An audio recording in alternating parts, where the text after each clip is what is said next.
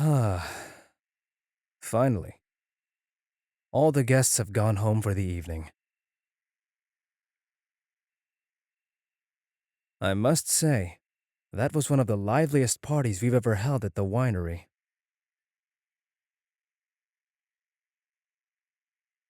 So, did you enjoy your birthday celebration, my dear?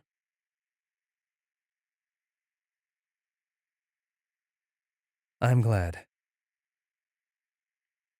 As long as I know you had a good time, that's all that matters to me. It means all of the preparation was worthwhile. I wanted to make sure the party would be a joyous occasion for you that you'd never forget. So, of course, I took into account each and every one of your preferences. The music and decor were chosen to match your tastes and add a sense of vibrancy to the party. For dinner, Adeline took great care in cooking all of your favorite foods. She even baked the cake herself. And, though I prefer only sticking to grape juice myself, I made sure there would be a wide variety of beverages to choose from. Fortunately, Kaya managed to behave himself, much to my surprise. You know how he can get around wine. Perhaps the fact that it was your birthday helped keep him from overindulging. After all, even he knows better than to disrupt a day that is meant to be solely dedicated to celebrating you. As carefree as he likes to appear on the surface, he is well aware that I would never tolerate any of his usual antics on such a momentous occasion. Not to mention, I suspect that Kaya's partner being present contributed to maintaining a sense of decorum. It seems that finally finding a romantic interest he's serious about has served as a steadying force for him. Well, as steady as an unpredictable rascal like Kaya can be.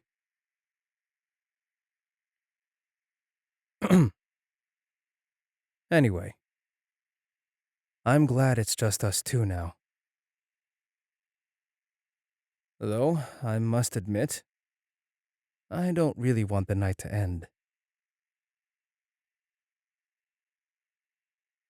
How about taking a stroll through the vineyards? It's so calm and peaceful at night. Here, take my hand, and we'll go outside.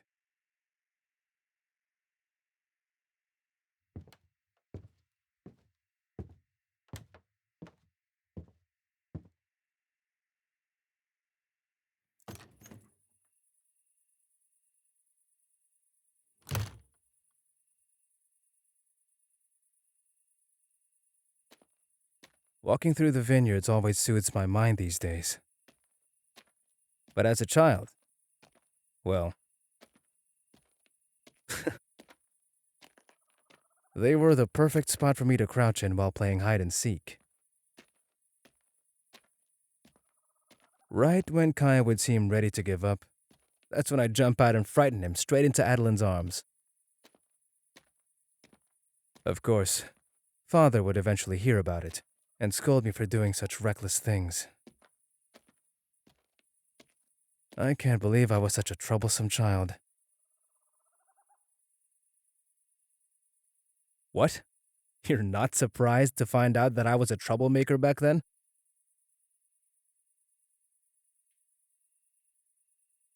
Well, when you put it that way, it makes me feel like you don't believe I've changed. Hmm. Just for that, maybe I shouldn't give you your gift anymore. Yes, of course I wanted to give you something, my dear. A birthday celebration isn't complete without the offering of a carefully chosen gift. It's an essential part of the occasion, after all. Why else would I have led you out here?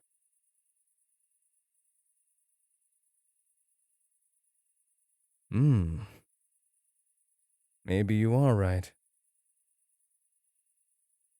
Perhaps my childhood mischievous streak lingers within me more than most people realize, and it never really left after all. Anyway, enough about that.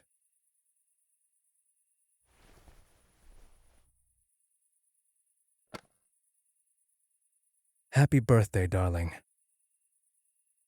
I'm hoping this necklace is to your liking. The pendant's crimson hue reminded me of your passionate spirit. Just one of the many things I admire about you. Now, let me put it on you.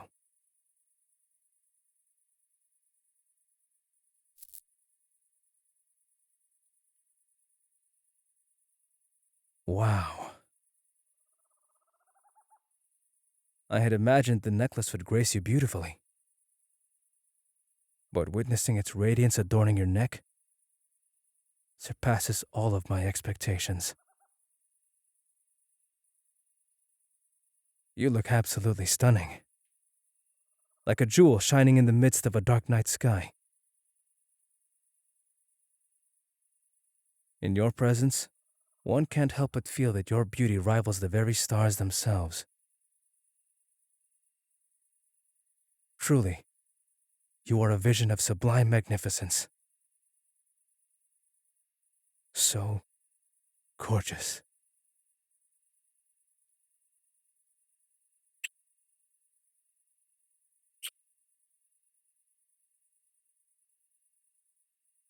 Oh, there is something I wanted to mention to you. There's a bit of a story behind that necklace. A story that reaches far beyond the days of my own birth.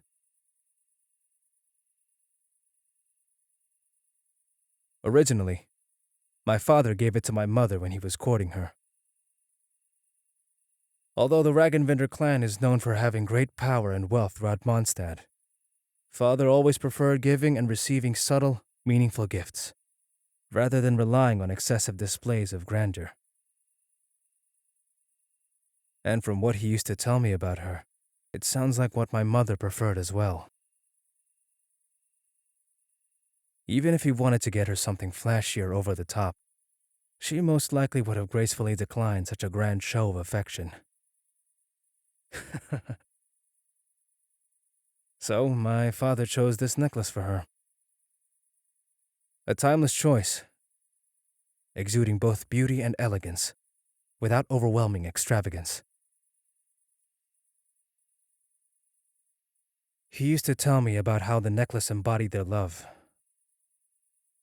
a relentless devotion that defied even the harshest of storms, and flourished with each passing moment.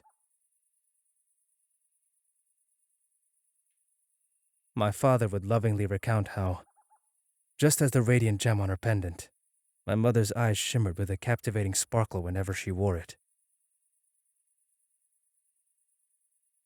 In those moments, her eyes seemed to echo the affectionate glow her heart held for him, making the necklace a symbol of their everlasting bond. When I would find someone who I loved as dearly as my parents loved each other, I wanted to give it to them too.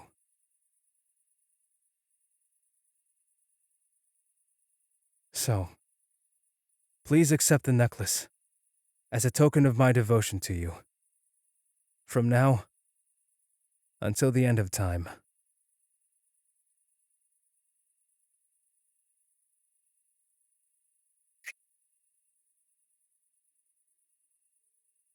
Throughout this lifetime, and whatever the future may hold, our souls shall remain forever intertwined.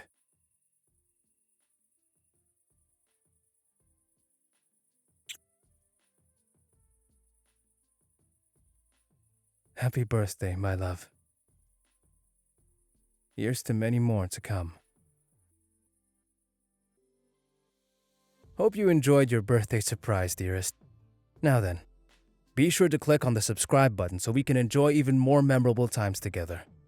For our adult listeners only, patreon.com/Anigomi has plenty of exclusive audios waiting for you. You can also commission your very own custom audio by going to anigomi.com/commissions. As we part ways for now, know that I will be thinking of you. Take care, my love.